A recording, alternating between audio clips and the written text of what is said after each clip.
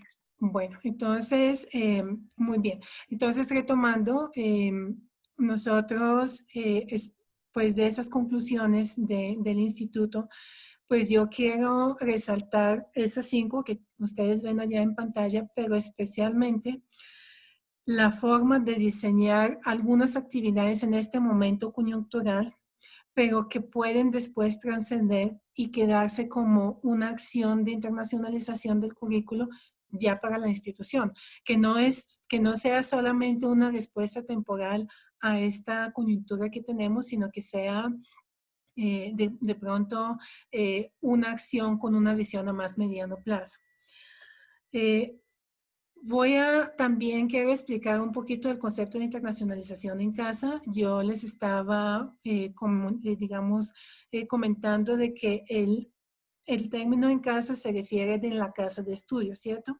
El concepto realmente viene desde hace 2 décadas, está por primera vez utilizado en la Universidad de Malmö, en Suecia.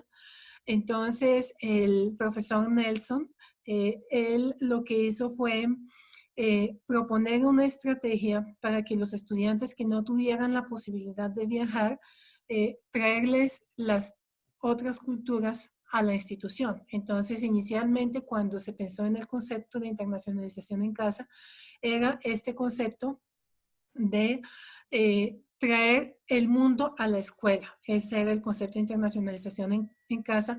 Por eso este primer nivel yo lo he determinado como una internacionalización del campus. Quiero también aquí abrir un espacio, un paréntesis y decir que en este momento, iniciando 2020, antes de la pandemia, antes del confinamiento, las mejores estadísticas de movilidad internacional estaban rozando los 9%, 9.2, 9.4%. Es decir, en las mejores universidades del mundo quedaban 90% de los estudiantes sin poder desarrollar esta movilidad física. Entonces, la internacionalización en casa se constituye como en un mecanismo para que se pueda ampliar la cobertura de este dominio de la competencia y del conocimiento cultural hacia toda la población académica, incluyendo inclusive a eventos para egresados. Entonces, en un primer concepto, así como fue en sus orígenes, la internacionalización en casa se entendió como una internacionalización del campus. Pero después viene un segundo nivel que ustedes ven ahí en azul, que es la concepción de la internacionalización en casa como una competencia cultural. Es decir, cómo afectan las actividades extracurriculares internacionales, el conocimiento de otras culturas, de alguna manera para enriquecer las actividades en el aula y las actividades de la internacionalización del currículo con sus 2 aristas. El bilingüismo, porque la competencia lingüística se considera como una parte de la competencia comunicativa, y el uso de las TICs. ¿Por qué? Porque por el medio de las TICs nosotros podemos acceder a, a otras, digamos, realidades que a través de la tecnología, a través de las videollamadas, a través de los videos, a través de las conversaciones con personas de otras culturas. Este es un segundo nivel. Y el nivel más profundo que nos debería ocupar a los docentes y a los gestores de internacionalización es el nivel estratégico, es el nivel estructural de la formación de la internacionalización en casa como una formación integral. Es decir, cómo las actividades que se están desarrollando pues pueden posibilitar la calidad académica, el desarrollo de planes de mejoramiento para efectos de acreditación de alta calidad. También tienen 2 aristas. La primera es la pertinencia, es decir, cómo un estudiante que tiene una visión global puede solucionar unos problemas locales y hacer una transformación de la realidad social. Y el segundo, que es el de la competitividad, este se refiere a cómo los egresados se pueden vincular a mercados laborales internacionales, o sea, desarrollar unas competencias globales para que se puedan vincular a este tipo de mercados. Entonces, en síntesis de esta diapositiva, en la internacionalización en casa la podemos mirar como en 3 niveles diferentes. ¿De qué depende? Depende mucho del proceso de maduración de la internacionalización en las instituciones. Entonces, hay instituciones que ya han superado como la actividad como la tarea de la actividad cultural, del rediseño, entonces ahorita sí pueden implementarlo como una política institucional y como una estrategia de formación integral que es una de las que mide en nuestro Consejo Nacional de Acreditación. Ahora, vamos a ver 3 estrategias de internacionalización en casa. Hay algunas variaciones, inclusive hay algunas, digamos, como combinaciones entre estas estrategias, eh, teniendo en cuenta de que hay cosas que nosotros podemos ver a veces y hay cosas que no podemos ver. Es como la imagen que ven ustedes en pantalla es como el iceberg cultural, ¿no? Entonces, es muy fácil decir, así es el folclore, así es la comida, así es la literatura, pero hay una serie de competencias, incluyendo las competencias comunicativas, las competencias blandas, las competencias lingüísticas, la fluidez para la expresión de uno en un otro idioma, que son mucho más profundas y para que las actividades que se desarrollan a través de las estrategias de la internacionalización en casa tengan un impacto, necesariamente tienen que sistematizarse. Entonces, vamos a tener eso también como en mente. Entonces, vamos a mirar la primera estrategia, que es la clase espejo. La clase espejo es una estrategia en la cual 2 cursos de 2 países diferentes y 2 instituciones diferentes se juntan sobre un solo plataforma tecnológico para desarrollar una actividad conjunta. Entonces, se puede hacer de 2 maneras. Se puede hacer de manera sincrónica, entonces determinando unos horarios de conexión semanalmente, o se puede hacer de una manera sincrónica dentro de un aula virtual. Entonces, sencillamente vamos a enlistar todas las actividades que se tienen que desarrollar y a través de los blogs, de los foros, de los chats, pues también hay una especie de interacción, pero un poquito no tan asincrónica, no como si fuera todo en línea en un momento determinado. Para la clase espejo hay que tener en cuenta 4 puntos, no los voy a leer porque los tienen en la pantalla, pero lo que hay que tener en cuenta es que se tienen que armonizar los resultados de aprendizaje, bien sea en términos de competencia, o bien sea en habilidades, o bien sea en la parte de los métodos de evaluación, para que la evaluación en las clases espejo la hace la universidad anfitrión. Entonces, se desliga un poquito de una de las dificultades que hay, por ejemplo, en las aulas aulas invertidas cuando se combinan con esta metodología, que son las diferencias en los sistemas de evaluación, ¿no? Entonces, por ejemplo, nosotros en Colombia tenemos hasta 5, en México tienen hasta 10, en Argentina tienen hasta 100. Entonces, esta parte se armoniza mucho antes de que se implemente la actividad. Y definir también la parte de las herramientas tecnológicas a utilizar. Entonces, fíjense, por ejemplo, que en este momento me dice que en la sala de espera hay 25 personas, o sea, 25 personas que no se pudieron conectar porque el límite de Zoom son 100 personas.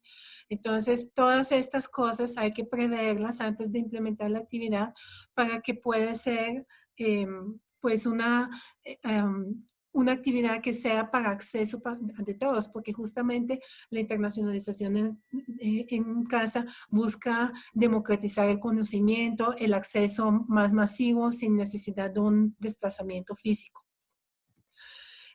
Bueno, segunda estrategia, el aula invertida. Esta es una estrategia en la cual, ¿por qué se llama invertida? Porque se invierten tanto los roles de los docentes y estudiantes como la planeación de las actividades, utilizando naturalmente las tecnologías de información y comunicación.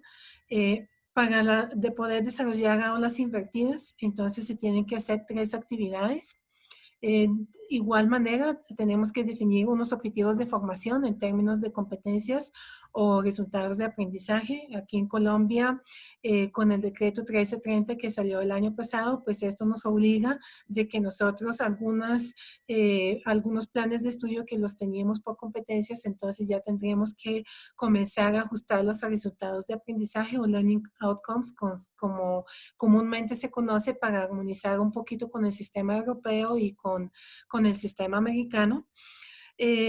La utilización de los recursos tecnológicos es la misma observación válida que las clases espejo, entonces hay que negociar qué plataforma se va a utilizar, qué capacidad, qué tipo de recursos y definir una rúbrica de evaluación porque las actividades en muchas ocasiones, las aulas invertidas, no se refieren a que el docente solamente califique el trabajo o la exposición del estudiante, sino se utilizan otras estrategias como por ejemplo eh, coevaluación o evaluación en los grupos de trabajo y autoevaluación también. Entonces, en relación de la planeación de las actividades, se hace en dos niveles. Una que es el diagnóstico de las necesidades de formación, es decir, cómo hacer el salto de donde estamos a donde queremos llegar y qué evidencias vamos a tener que esos objetivos se cumplieron, que es como la parte básicamente de planeación desde el área académica más global, llámese dirección académica, llámese vicerrectoría académica, porque de alguna manera tiene que enlazar este espacio académico con todos los demás, tanto del semestre como de manera horizontal por líneas de formación, por ejemplo, cuando hay taller 1, 2 y 3, por ejemplo. Y segundo nivel es la planificación ya de las actividades tanto académicas como de evaluación propiamente dichas en tres niveles también. El conocimiento disciplinar, el conocimiento pedagógico y el conocimiento tecnológico. Porque para poder de alguna manera hacer un uso correcto de las aulas invertidas, eh, estas aulas se tienen que planificar cuidadosamente por el docente, no solito, con su equipo de trabajo, con su dirección académica, antes de comenzar a implementar las actividades. Ahora, ¿cuál es la ventaja de esta estrategia? Que cuando yo la apliqué en mi asignatura me funcionó perfectamente. En la planeación académica se demora uno muchísimo tiempo, mucho tiempo para la planeación, pero para la implementación, una vez que se tienen las rúbricas de evaluación, es muy fácil. Entonces, se facilita mucho la labor del docente. ¿Por qué les digo eso? Porque yo sé que aquí hay varios docentes conectados que están con el pensamiento, no, esto es más trabajo, otro formato, más trabajo de planeación, esas horas no las están pagando, pero yo lo que quiero que ustedes como docentes comprendan que si gastamos un poquito más de tiempo de planeación, después vamos a reducir mucho el tiempo de preparación de clase y mucho el tiempo de evaluación. O sea, ahí voy a citar una frase de Lincoln que él dijo que si él tiene una hora para hacer una tarea, él la va a planificar 50 minutos y 10 minutos, o sea, va a utilizar 50 minutos para afilar el hacha y 10 minutos para talar. Es decir, la planificación pues aquí se vuelve como en la clave del éxito de esta estrategia. La tercera estrategia es la movilidad virtual. Hay dos tipos de movilidades virtuales, movilidades de unas asignaturas, una o dos asignaturas no más, que un estudiante matricula de manera virtual en una universidad par amigo en el exterior o en algunas ocasiones inclusive pagando. Y la segunda es la parte del semestre académico completo. Eso se puede dar cuando los currículos son muy homogenizados. No me refiero a nombres, sino a contenidos de las asignaturas. Y con asterisco le he colocado una modalidad que se llama el semestre cero en el exterior, que nosotros en la escuela estamos utilizando con algunas instituciones nacionales. Tenemos por el momento esto a nivel nacional, pero pues con las expectativas que lo podemos aplicar también con pares internacionales, en las cuales se puede cursar un semestre de posgrado de manera virtual y se puede homologar después, se puede hacer la transferencia de créditos. De esta manera se reduce el tiempo de la estancia en el exterior y por ende pues se reducen mucho los costos.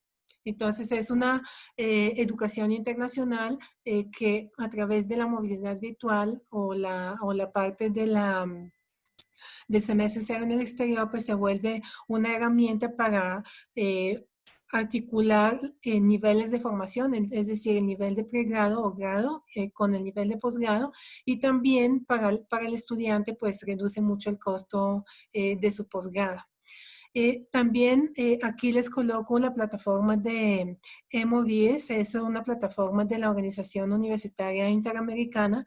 Nosotros como escuela no estamos vinculados, estamos haciendo como las averiguaciones, cómo nos podemos vincular, porque es una plataforma que lleva varios semestres ya organizando la movilidad a través de la movilidad en condiciones de reciprocidad, ¿no? Entonces, esta es una gran ventaja. Ahora, unas generalidades ya para ir cerrando el tema y dejar el espacio de preguntas. El, la internacionalización en casa puede desarrollar las capacidades en tres niveles. En un primer nivel es el desarrollo de las capacidades individuales. Ahí me refiero tanto de las capacidades del estudiante como de las capacidades de los docentes. ¿Por qué? Porque permite una actualización permanente. En muchas ocasiones hay que investigar de pronto estrategias o de implementación o de cosas que se están haciendo sin digamos, en otros contextos, pero no en el nuestro. Por ejemplo, para darles un ejemplo, en el caso de la escuela, por ejemplo, es un laboratorio de fundición de precisión, por ejemplo. Entonces, es una actualización disciplinar tanto para el docente que orienta la asignatura como para los estudiantes que la están tomando. Eh, Innegable el mejoramiento de las estrategias para enseñanza, aprendizaje y evaluación, porque tanto los docentes como los estudiantes ven cómo se hace la misma tarea en otros contextos. Permite identificar las prácticas, las buenas prácticas y transferirlas a nuestro contexto o las prácticas que nosotros tenemos y que les pueden servir a nuestros colegas, poder identificar de pronto cuáles son las condiciones pues para que se pueden dar. Una cosa también que es bastante motivante para los docentes es de que ellos, dentro de su hoja de vida o el CV, pueden tener un récord de un desempeño laboral internacional, porque pues eso se certifica, tanto la participación en movilidades internacionales virtuales como en aulas, en clases espejo. Y también manejo de segundo idioma. En el caso de, por ejemplo, si se hace el aula espejo con una universidad de Brasil o si se hace con una universidad de habla inglesa, entonces esto permite de que haya también una fluidez y una mejora sustantiva en el segundo idioma. Segundo nivel son la parte de las capacidades institucionales. Entonces, esto que estaba hablando era para el docente o para el estudiante.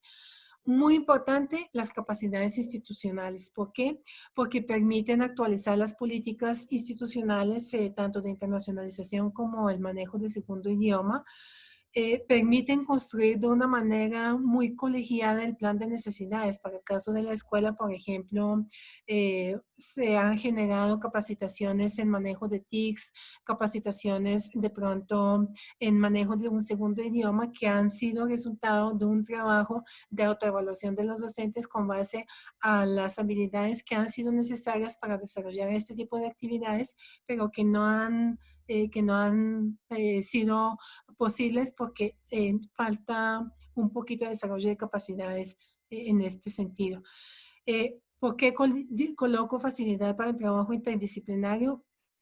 Porque este tipo de actividades de internacionalización en casa les permiten mucho ampliar el horizonte, la cosmovisión y permiten identificar posibilidades de colaboración, por ejemplo, con el área de salud o con el área de administración que antes no se veían, sino que a través de las actividades que están previamente programadas para poder enriquecer la parte de contenidos, posibilita esta identificación de proyectos interdisciplinarios e intersectoriales estrategias puntuales como aprendizaje basado en proyectos, aprendizaje basado en problemas, proyectos de fin de carrera, pasantías, estancias de investigación, etcétera, etcétera. Se optimizan los recursos para la movilidad porque en algunas ocasiones de pronto hay que pagar para el uso de la plataforma, para el canal dedicado, etcétera, etcétera, pero el uso de estos recursos benefician mucho más la población académica que la movilidad de pronto de desplazar a un estudiante o un docente para que pueda desarrollar su movilidad. Entonces, en relación de los recursos económicos, se ve un costo-beneficio muy alto. Ya mencioné la parte de los soportes de calidad a través de los planes de mejora y quiero resaltar una cosa muy importante que es la parte de la identidad institucional. ¿Por qué? Porque los docentes aprueban mucho el proyecto, apropian el proyecto educativo institucional y se vinculan de una manera mucho más propositiva en los diseños curriculares. Y ahora, ¿por qué es importante también el trabajo en redes tanto nacionales como internacionales? Porque de la sistematización de las experiencias surgen muchas ideas que posibilitan canalizar unas propuestas para unas políticas públicas en educación superior para la internacionalización. Por ejemplo, nosotros en este momento tenemos en Colombia la dificultad que no tenemos regulada, no tenemos legislada la movilidad virtual. Entonces, nuestros docentes y nuestros investigadores que van a utilizar este tipo de movilidad, pues sencillamente no los vamos a poder registrar en el SNIES. El SNIES es el Sistema Nacional de Información de la Educación Superior. Ahora, también sentir que la institución pertenece a un ecosistema de internacionalización que trabaja en conjunto con otras instituciones también hace que se fortalecen mucho los lazos de cooperación y es mucho más fácil negociar los términos para poder llegar a los acuerdos académicos que ya estaba mencionando algunas dificultades, como por ejemplo las evaluaciones. Cuando los docentes que han desarrollado una aula espejo se sientan y escriben los dos de manera conjunta sobre la experiencia, la sistematizan, la documentan, después la publican, entonces se vuelve una producción académica conjunta que también les posibilita, digamos, como el reconocimiento de producción, no solamente como un resultado de la investigación, sino también como una práctica académica. Eso también es muy importante. Hay por ejemplo, el Global Teacher Prize, muchas convocatorias de buenas prácticas académicas que no necesariamente son investigativas ni administrativas. Entonces, esta producción conjunta hace de que se pueden postular de pronto hacer un reconocimiento de este tipo. Nosotros en la escuela, a través de una actividad de internacionalización en casa que tenemos de una rotación de expertos en movilidad entrante, pues hemos tenido ya varios reconocimientos, incluyendo uno del Ministerio de TIC en Colombia. Esto también se vuelve pues un mecanismo para la visibilidad de la institución, ¿no? Y un último punto que quiero resaltar aquí son las calidades de las alianzas, específicamente cuando se van a solicitar recursos o cuando se van a postular para recursos de cooperación académica internacional. Programas, por ejemplo, como Horizonte 2020, Erasmus, María Sklodowska Curie Actions, son programas que evalúan con 30 puntos sobre 100 la calidad de la alianza, es decir, cuáles fueron las acciones conjuntas anteriores a la solicitud de este tipo de recursos. Entonces, se vuelven estas estrategias de internacionalización en casa como un mecanismo para fortalecer la calidad de las enseñanzas. En relación con la movilidad de docentes e investigadores, les voy a mencionar por encima una experiencia que nosotros tenemos con la red CONAEC. Es un consorcio de 96 instituciones de 16 países, en las cuales hemos tenido clases compartidas con 2 universidades mexicanas, el total de las 16 semanas.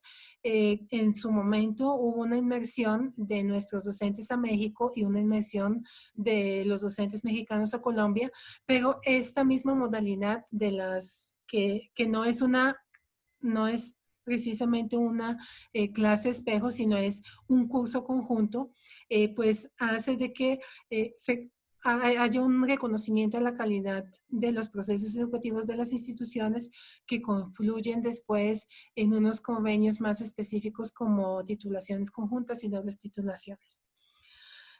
A manera de conclusiones, ya para ir cerrando, las consideraciones finales los quiero ubicar en dos niveles. En un primer nivel, el encuentro intercultural como un escenario para el desarrollo de la competencia intercultural, en donde es un beneficio para los estudiantes que ellos pueden obtener unas estrategias como cómo manejar la inseguridad, la frustración, las diferencias culturales y por otro lado,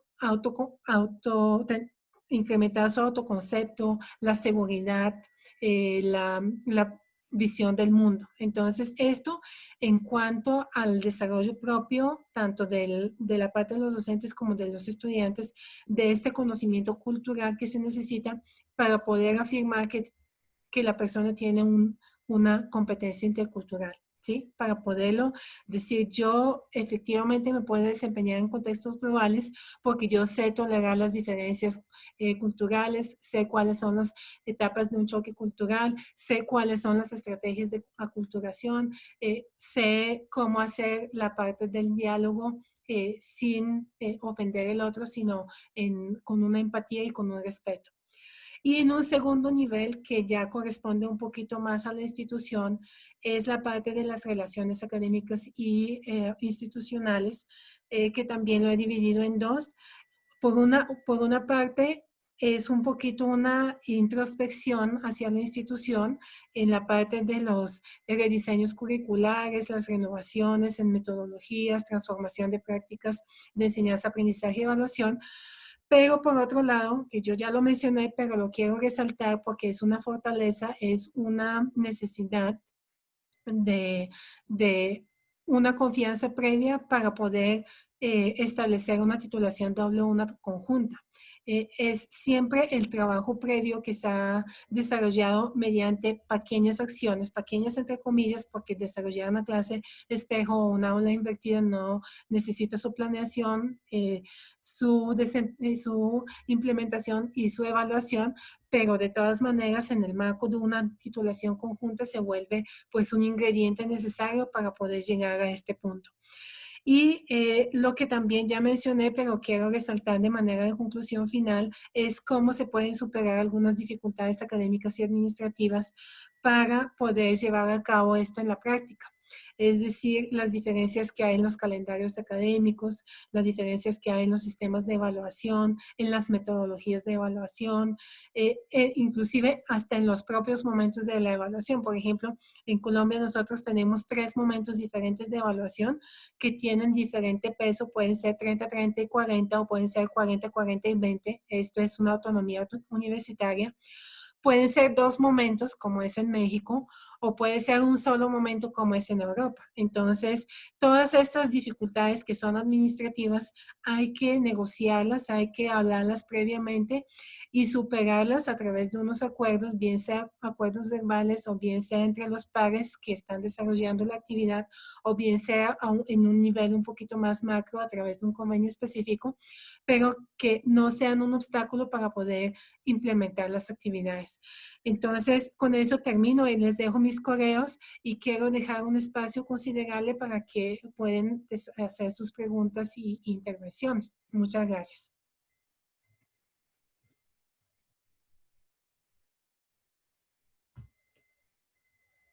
Mayra, te escucho. Muchas gracias, Doris. Muy interesante toda tu participación, te agradezco.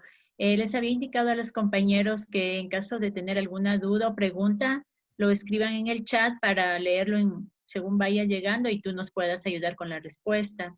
Yo sé que al momento deben haber muchas dudas, inquietudes, entonces, compañeros, por favor, si desean preguntar algo, Yo, bienvenidas a las preguntas. yo solamente quiero decirles a todas las personas que me escuchan que estas oportunidades que en este momento tenemos por la coyuntura del COVID, por la coyuntura del confinamiento y demás, es una oportunidad única que tenemos y yo los invito a que la utilicen porque después, en algún momento, si nosotros no acompañamos esos procesos, se van a dar de todas maneras las interacciones, pero no van a ser estructuradas, no van a ser sistemáticas. Entonces, por esto es muy importante de apropiar los conceptos para poder después aplicarlos de una manera correcta.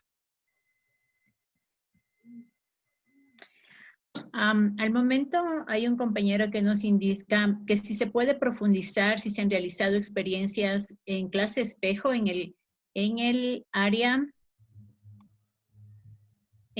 técnica. Sí, sí, correcto. Si se puede profundizar un poco, Doris, eso. Sí, yo fui docente del área de comunicaciones.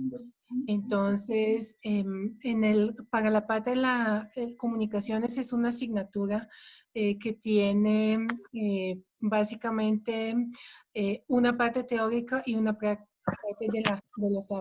de laboratorios. Lo que se puede hacer a través de las clases espejo es esta parte teórica que les permite apropiar los conceptos propiamente dichos. Pero la parte de la práctica, sí, la hicimos efectivamente, la hicimos a través en los laboratorios de la institución. Es muy... en este momento hay estrategias de laboratorios virtuales, hay simuladores, hay otras estrategias que se pueden utilizar para hacer también los laboratorios de manera virtual, pero yo pienso que en un principio es mejor tener un mix entre los dos, no hacerlo totalmente virtual con solo simuladores, sino tener una parte técnica de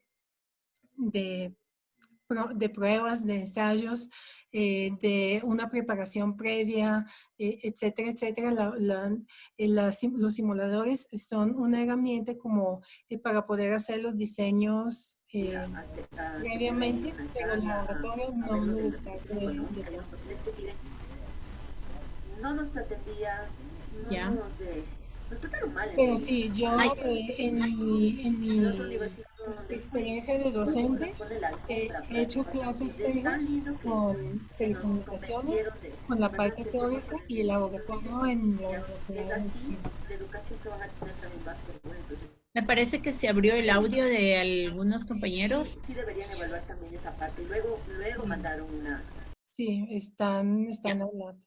Hay otra inquietud, Doris, al respecto. Dice que si es necesario primero contar con una legislación vigente que avale académicamente los conocimientos adquiridos mediante la internacionalización.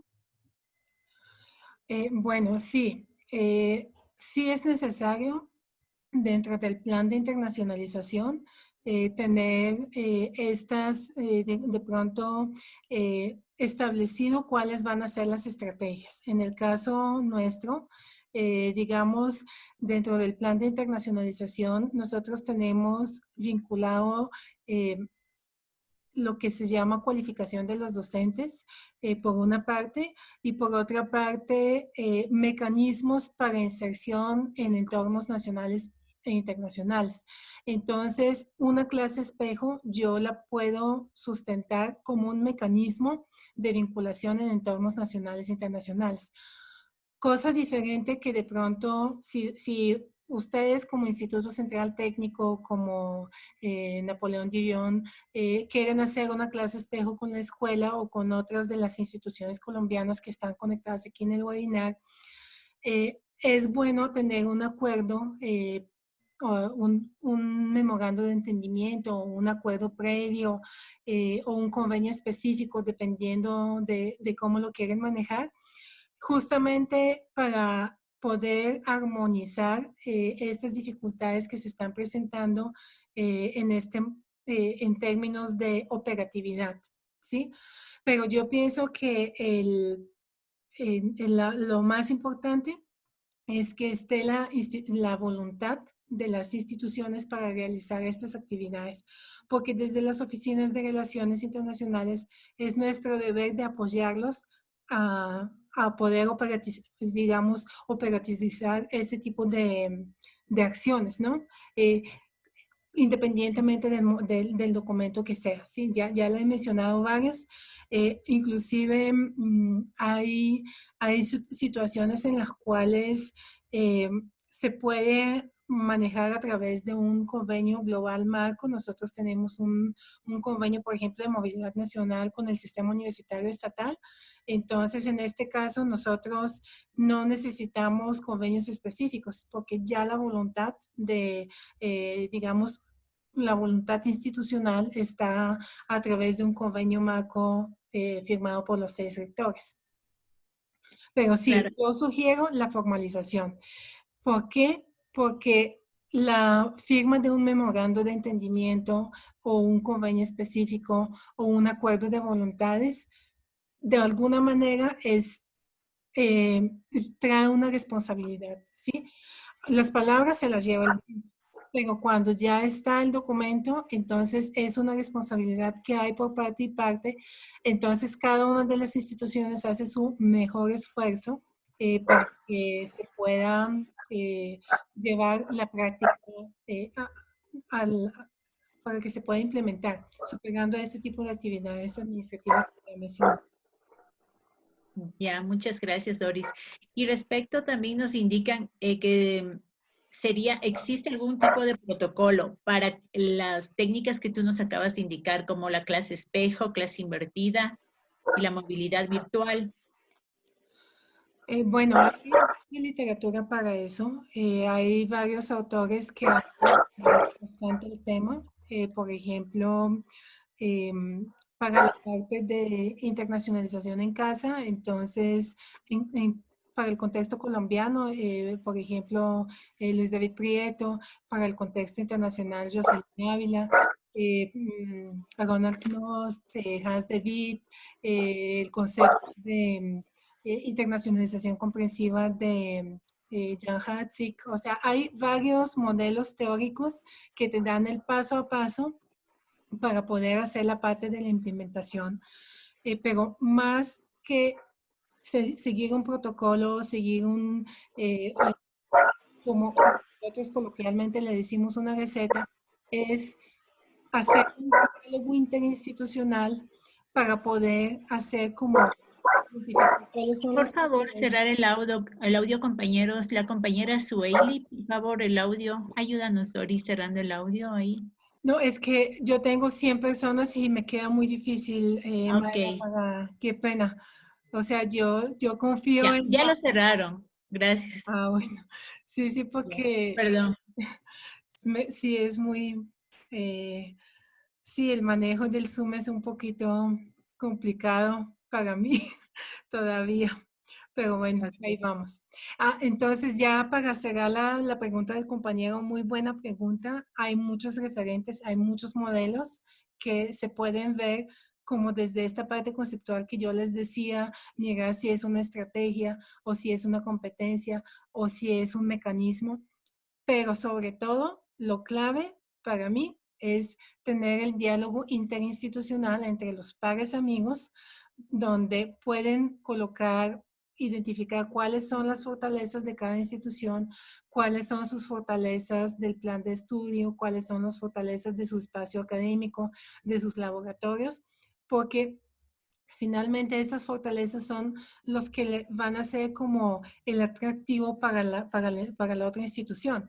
Entonces, tenerlo súper claro y vuelvo y digo, las palabras se las lleva el viento, pero si ustedes todo lo tienen estructurado y van construyendo un documento conjunto, entonces con base a esto después se pueden identificar como las estrategias conjuntas, ir negociando, digamos, como esas cosas que se dijeron por parte y parte hasta llegar a un punto común. Y yo les digo esto porque también tengo alguna experiencia en formulación de proyectos de cooperación interinstitucionales, internacionales también. Y la parte más difícil de la formulación del proyecto es negociar los intereses de la parte interesada, porque como su nombre lo indica, son mis intereses. Entonces, yo me vinculo, hago una alianza, participo en un consorcio porque yo quiero que esta actividad me aporte un plan de desarrollo, me aporte un plan de acción, me aporte un plan de mejoramiento, me aporte una acción de acreditación. Entonces, sin diálogo es imposible. O sea, es imposible decir, bueno, el primer paso es este, el segundo, el tercero. No, es válido porque da una ruta que orienta el diálogo, pero la negociación es inevitable. Ok. ¿Y qué habilidades y capacidades debe desarrollar el docente para ser parte de un proceso de internacionalización eficaz en la educación? ¿Cuál sería la recomendación respecto a este tema, Doris? Bueno, para los docentes es una muy buena pregunta, excelente pregunta, porque lo primero que se tiene que tener en cuenta el docente es tener como esta sensibilidad con el tema, porque si no le interesa, si no se interesa, no se puede hacer como una obligación. No, hay que ser sensible con el tema y una vez que la persona desarrolle este interés profundo, esta comprensión que las actividades le van a permitir desarrollar unas habilidades nuevas, que van a permitirle enriquecer su hoja de vida, que van a permitirle facilidades para vincularse en otros contextos, van a permitirle facilidades para posibilidad de trabajos conjuntos, publicaciones conjuntas, etcétera, etcétera. Una vez que se comprenda esto, llega a la tercera etapa, que es la etapa de la apropiación, en la cual ya la persona es propositiva. Entonces dice, ay, yo puedo hacer esta cosa. No lo vi en ningún lado, pero mi experiencia cuando yo trabajé en tal sitio o cuando yo trabajé en tal empresa, esta experiencia me sirve porque yo puedo transferirla en otro contexto. Y la última, después de la apropiación, sería la autoevaluación, porque cuando tú te comparas en el nivel donde estabas y de donde arrancaste y viste que hay un progreso personal, un progreso profesional, entonces eso es muy motivante. Eso es y entonces autoafirma el deseo de seguirse construyendo en esta misma línea. Sí, creo que tenemos tiempo para unas 2 preguntas más, ¿verdad? Sí. Nos dice que cómo abordar las necesidades de formación de estudiantes y docentes para asumir coherentemente un proceso de internacionalización en instituciones de educación superior, de tecnología. Perdón, no te escuché la primera parte. ¿Cómo abordar las necesidades de formación de estudiantes y docentes para asumir coherentemente un proceso de internacionalización en las instituciones de educación superior? Ok, entonces necesidades formativas. En las necesidades formativas hay dos tipos de diseño. Uno se llama top-down, de arriba hacia abajo, y el otro se llama bottom-up. Voy a explicar los dos. Entonces, el top-down es, nosotros tomamos el perfil de egreso, miramos dentro de este perfil de ingreso cómo cada uno de los espacios académicos o asignaturas o materias, como se llaman, le aportan a este perfil de ingreso y después desagregamos a unos niveles macro que son por zonas de formación, o sea, las habilidades profesionales, las habilidades complementarias y las habilidades técnicas. Y después dentro de cada una de estas áreas desagregamos espacio por espacio. Por ejemplo, habilidades técnicas. Vamos a tener taller 1, taller 2, taller 3. Y entonces en cada uno, entonces vamos desagregando qué vamos a lograr para que al fin, cuando se llegue al perfil de egreso, se haya cumplido cada una de estas. Esta estrategia, que es top-down, de arriba hacia abajo, es posible cuando la institución tiene definido ya claramente cuáles son sus learning outcomes, o sea, cuáles van a ser sus resultados. Entonces, yo voy a formar técnicos, profesionales o tecnólogos para... En el caso de nosotros es por ciclos propedéuticos, entonces de manera de que el ciclo de tecnólogo me puede absorber el ciclo técnico. Entonces, en este caso, esta planeación top-down es fantástica, pero hay otras que son de abajo hacia arriba, entonces bottom-up. En este caso, los docentes son muy habilidosos, llevan de pronto varios años enseñando y dominan no solamente la parte disciplinar, sino también la parte pedagógica y la integración entre los modelos diferentes de enseñanza-aprendizaje con los modelos de evaluación. Entonces, en este caso, el profesor es capaz en el principio del semestre hacer un diagnóstico previo, colocar una línea base y sobre esta línea de base colocar como diferentes niveles de alcance de la competencia de acuerdo a las habilidades de cada uno de los estudiantes. Entonces, al final, digamos, del semestre, hay un recorrido que se ha hecho de manera colectiva, que está basado en los contenidos de la asignatura, pero hay un contenido que se ha hecho de una manera un poquito más personal, de acuerdo a las habilidades de cada uno.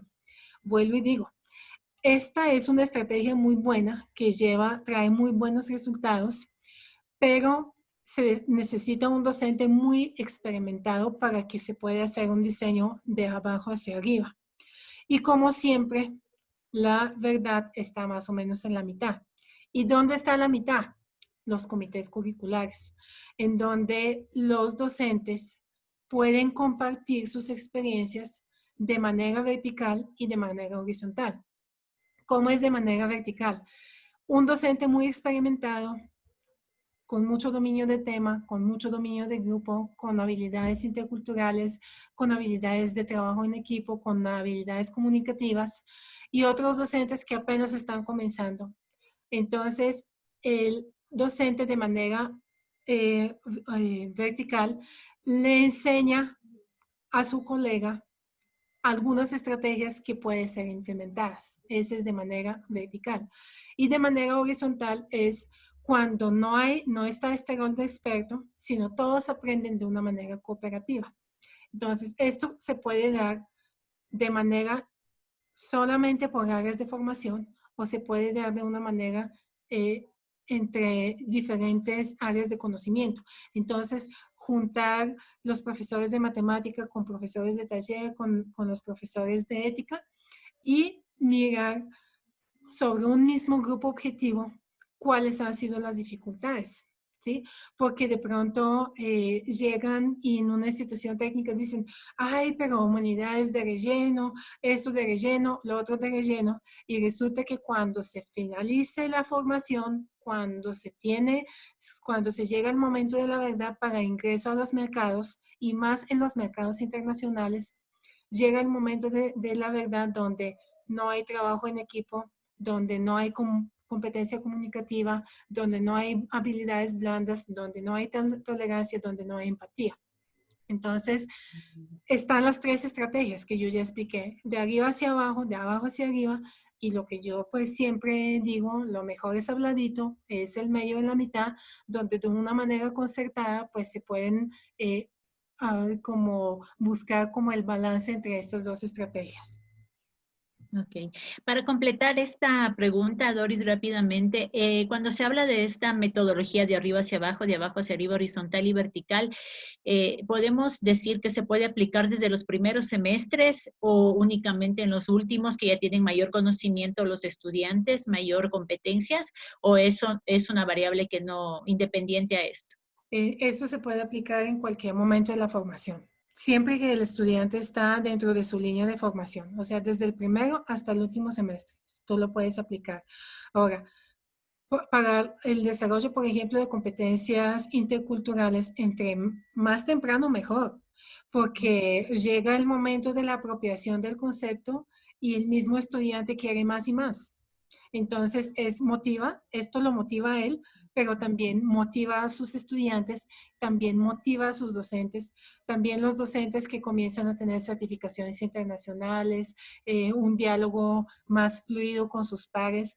Entonces dicen, quiero comentarles aquí, hago un paréntesis de un congreso internacional que nosotros asistimos, donde una profesora decía, ay, yo estaba todo preocupada con mi ponencia, pero no, yo escuchando las ponencias de los demás, nosotros estamos bien. O sea, muchas veces ni los mismos docentes creen lo bien que están haciendo su trabajo porque no han tenido la posibilidad de mirarse en el espejo de sus pares en los otros países. Entonces, eso es motivante. O sea, yo les invito de que lo vean desde la manera motivante, de la manera de cómo esto nos sirve para nuestro crecimiento personal y profesional. Ok, listo. Yo creo que ya por cuestiones de tiempo, apenas si nos quedaron una o dos preguntas para contestar. Nosotros tenemos un archivo que puede compartirse internamente a los compañeros docentes. Igual esto está grabado también. Entonces, de mi parte, yo quedo muy agradecida contigo, Doris, tu asesoramiento muy importante y tu buena voluntad en todo este tiempo. La verdad, tú tienes experiencia. Nosotros como instituto estamos iniciando esta unidad de internacionalización, este proyecto que es importante. Entonces, sí agradezco de parte que tu buena voluntad que has tenido todo este tiempo en asesorar. No sé si el ingeniero también quiere cerrar esta conferencia. Gracias, Mayra, por darme la oportunidad. Agradecerte nada más, Doris, por esta magnífica presentación sobre la internacional del currículo desde casa. Como dijo Mayra, nosotros estamos naciendo con esta unidad de internacionalización. Queremos fortalecerla en los dos institutos y esperamos pues en el futuro contar con toda tu ayuda para crecer en esta unidad, hacer muchas cosas más dentro de nuestros institutos. Repito, esperar con tu ayuda permanente en el crecimiento de esta unidad internacional de internacionalización que nosotros estamos implementando en los institutos. Nuevamente, siempre a la raíz de que nació, se firmó el convenio de cooperación interinstitucional, hemos hecho algunas cosas con la Escuela Tecnológica Instituto Técnico Central. Esperamos seguir trabajando por el bien de nuestros institutos, por el bien de nuestros docentes y de nuestros estudiantes, y para fortalecer, lógicamente, la formación tecnológica en la educación superior. Gracias, Doris, por tu magnífica intervención.